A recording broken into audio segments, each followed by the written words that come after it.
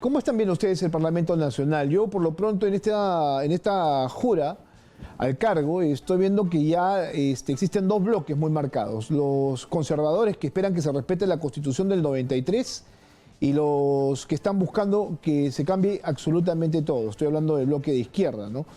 Empezamos con César. César, ¿cómo estás? ¿Qué tal? Mira, lo que yo veo es que efectivamente desde un comienzo tenemos los dos bloques básicos, que son los que están a favor de la Asamblea Constituyente, y el otro grupo que considera que si hay que hacer alguna reforma, basta con que se utilicen los procedimientos regulares previstos en el artículo 206 de la Constitución para reformar, ya sea parcial o totalmente, la Constitución. Son dos caminos, son dos opciones. Técnicamente es posible convocar a una Asamblea Constituyente siempre y cuando el acto de convocatoria se rija por las reglas fijadas en el artículo 206 de la Constitución. Que sea a través del Congreso. De otro modo, ese tipo de procedimiento de convocatoria a una Asamblea Constituyente sería irrito. Bien, te decía que sea a través, obviamente, todo del Congreso de la República, ¿no es cierto? Claro, todo es a partir del Congreso. De acuerdo a nuestra Constitución, la reforma constitucional pasa por el procedimiento institucional. No puede recurrirse al referéndum. Cabe que eventualmente se fuercen las cosas mediante una cuestión de confianza, pretendiendo que se haga una aprobación de una modificación de la Constitución para permitir que mediante referéndum se convoque una Asamblea Constituyente. Es una posibilidad todavía algo lejana, porque primero tiene que haber gabinete y tiene que haber la disposición de presentar esa cuestión de confianza. Claro, pero, es una posibilidad. Claro, pero es una posibilidad bastante extrema en realidad.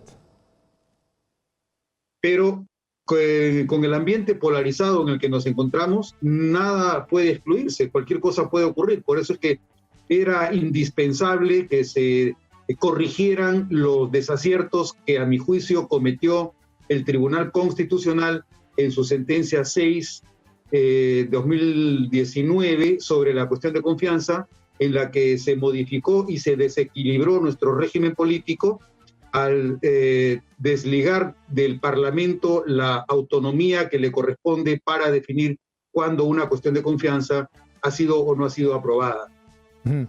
Bien, vamos ahora con Alejandro Rospigliosi, que también está con nosotros para que dé sus comentarios respecto a esta pregunta inicial que yo estaba formulando. ¿Cómo estás, Alejandro? Jesús, buenos días, y por tu intermedio saludar a don César Delgado, gran amigo y uno de los pioneros y promotores del derecho parlamentario en el Perú. Como bien dice César, es cierto, yo creo que hay dos grandes bloques, los que quieren una asamblea constituyente, pero que son la mayoría son los que no la desean, y eso se ve demostrado en las negociaciones para la presidencia de la mesa directiva del Congreso. El primer escollo que encuentra Perú Libre es que no quieren que la presida la presidencia y además no quieren una asamblea constituyente. Entonces, esa es la realidad de las cosas. Además, Perú Libre ha ganado, correcto, pero en la primera vuelta obtuvieron 19% de votos. Quiere decir que el 81% no ha votado por ellos. No ha votado por el plan de gobierno que propusieron, no desea una asamblea constituyente. ¿Reformas a la Constitución puntuales? Claro que sí. Creo que es algo obvio que, como toda tarea humana, la Constitución puede mejorarse. Pero un borrón y cuenta nueva, que es lo que la gente en mayoría no ha votado por esa propuesta. Así que no tiene los votos en el Congreso para tal cometido y debe un poco aterrizar en la realidad. Claro, mira, fíjense ambos, ¿no? Hoy justamente sale publicada una encuesta de datos que creo que es interesante respecto a las prioridades que debe tener el próximo gobierno. Y esto también le atañe directamente al Poder Legislativo, ya que estamos hablando de esta propuesta que para el gobierno de Pedro Castillo es fundamental. El tema de la reforma de la Constitución, algo que además la izquierda ha perseguido en los últimos años, esto de buscar, ¿no es cierto?, un cambio radical. Muchas personas indican que las prioridades del gobierno en principio son primero la salud por la pandemia, el tema educativo, el tema de seguridad y muy por debajo en realidad el tema relacionado con la Asamblea Constituyente. La verdad es que lo ponen en si no me equivoco, en el sexto lugar de las prioridades de este gobierno y con muy poco porcentaje, con 9% solamente de querer que esto se lleve a cabo, con lo cual entiendo yo que la gente espera otras cosas, no solamente del gobierno, sino del Congreso de la República, que es ahí donde justamente va a accionar el Ejecutivo.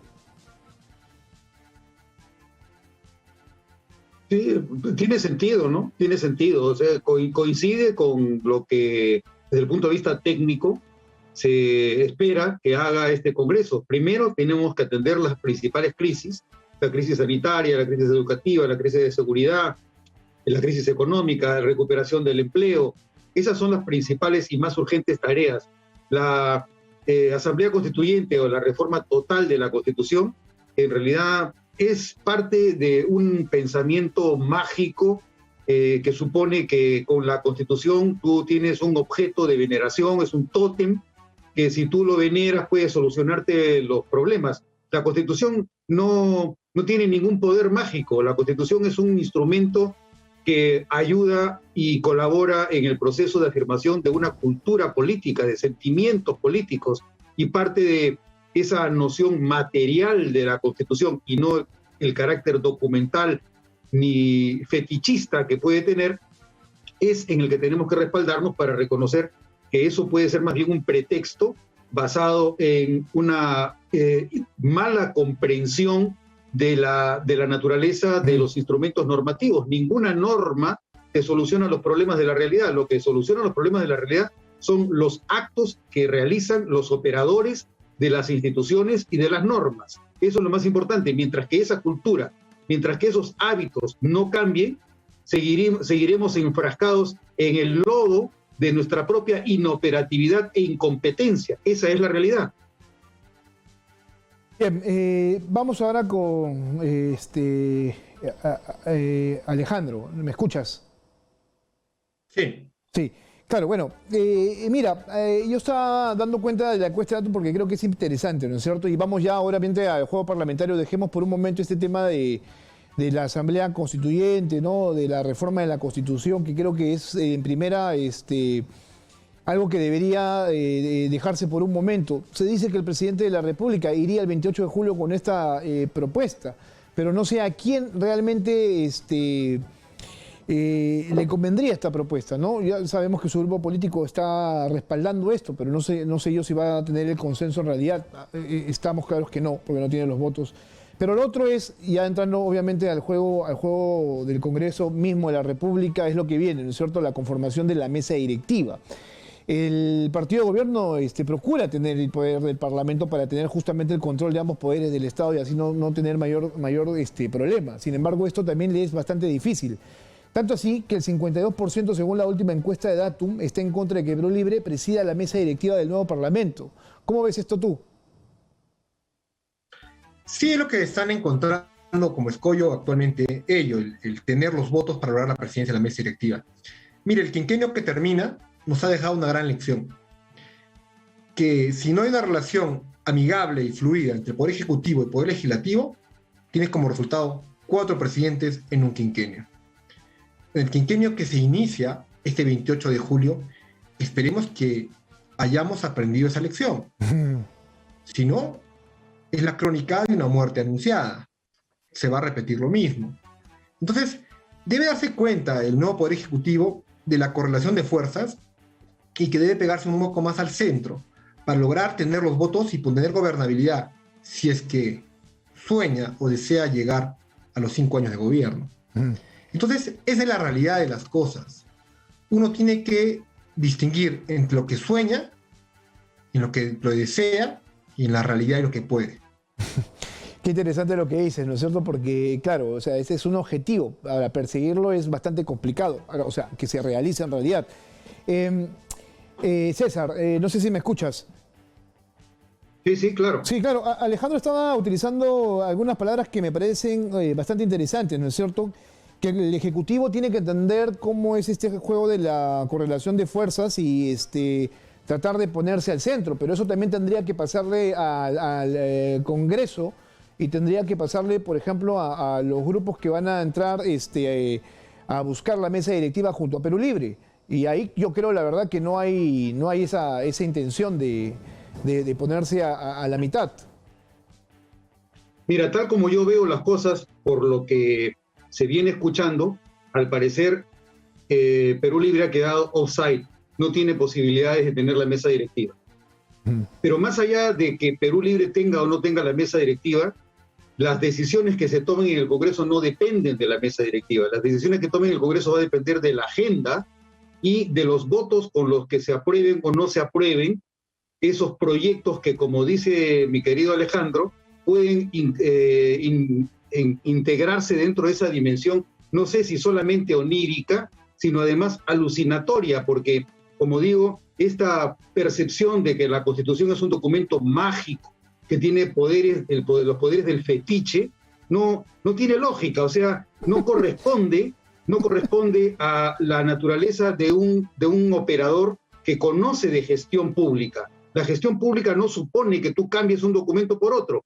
Vas a generar malestar, vas a generar desequilibrios colectivos y no vas a solucionar el problema. Los problemas que tenemos delante son tan graves que no podemos incurrir en estas dimensiones que tienen un tufo más bien psicopático, porque te alejan, o mejor, más que psicopático, psicótico, porque estás alucinando, estás en un delirio, crees que la Constitución te va a dar lo que tú no puedes conseguir.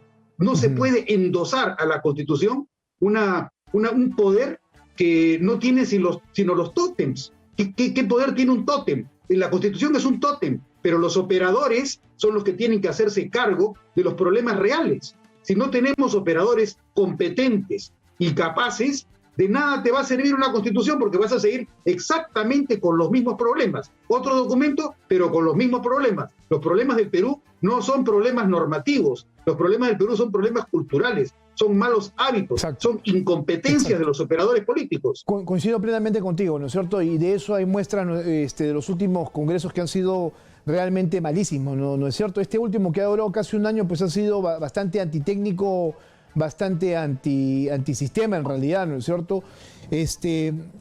Alejandro, bajo lo que nos señala César, que creo que es bastante interesante respecto a quién ejerce justamente esa capacidad de tomar decisiones, yo lo que veo es un Congreso completamente fraccionado, pero además lo que estoy viendo es que le va a costar mucho a Pedro Castillo poder conseguir cosas del Parlamento Nacional si es que entra con la pierna en alto. Por lo pronto tiene un primer reto, ¿no es cierto?, que es hacer que su gabinete, su primer gabinete, sea aceptado por el Congreso de la República.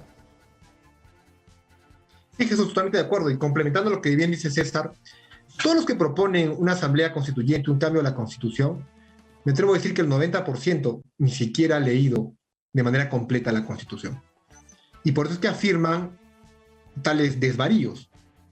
Pero lo claro es que el Poder Ejecutivo entrante tiene que saber que el primer paso es nombrar un gabinete que pueda lograr el voto de confianza de los parlamentarios, para que pueda sentarse a trabajar con su nuevo gabinete, con los 19 ministros. Si no, vamos a entrar en problemas. Entonces, hay que tener un poco más de sentido común, que a veces es el menos común de los sentidos. Y hay que aprender que si no lleva una relación cordial con el Parlamento, no va a poder gobernar. Y eso debe tenerlo muy en claro.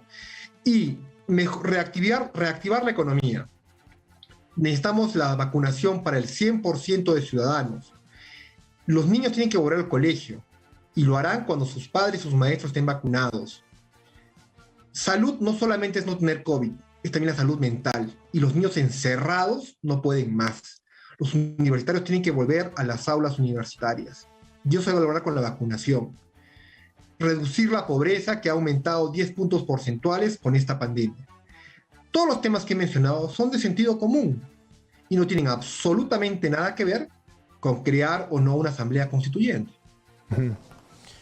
Mira, claro, yo sigo escuchándolos a ustedes porque finalmente son los especialistas y conocen perfectamente cuál es el juego parlamentario, tanto así que César ha sido ex oficial mayor del Congreso de la República, así que a él que habría que preguntarle también cómo ve este tema de ya, ¿no? O sea, vamos a esperar el discurso del presidente el 28 de julio, que esperemos sea concertador en realidad y que por un momento ponga cierta pausa a esta situación de la Asamblea Constituyente, que la verdad tampoco es que le convendría a él mucho, pero lo otro es si es que va a lograr el voto de confianza, que creo yo que es un tema medular, ¿no es cierto? Porque no hacerlo se puede generar todo un problema. César, ¿me escuchas?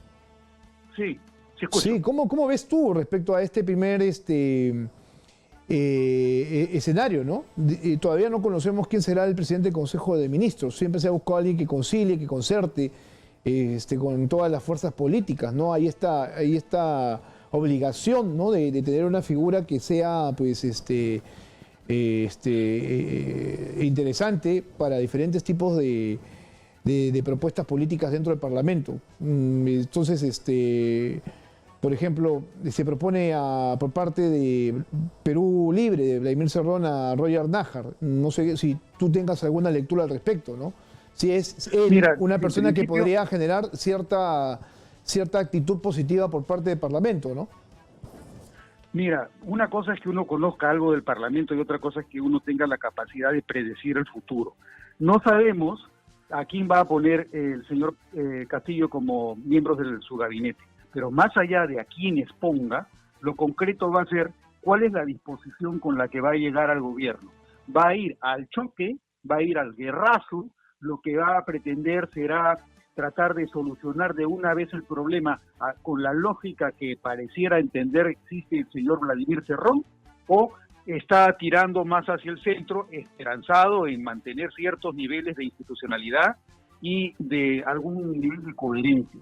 Son dos opciones muy marcadas y las dos son posibles. ¿Por qué?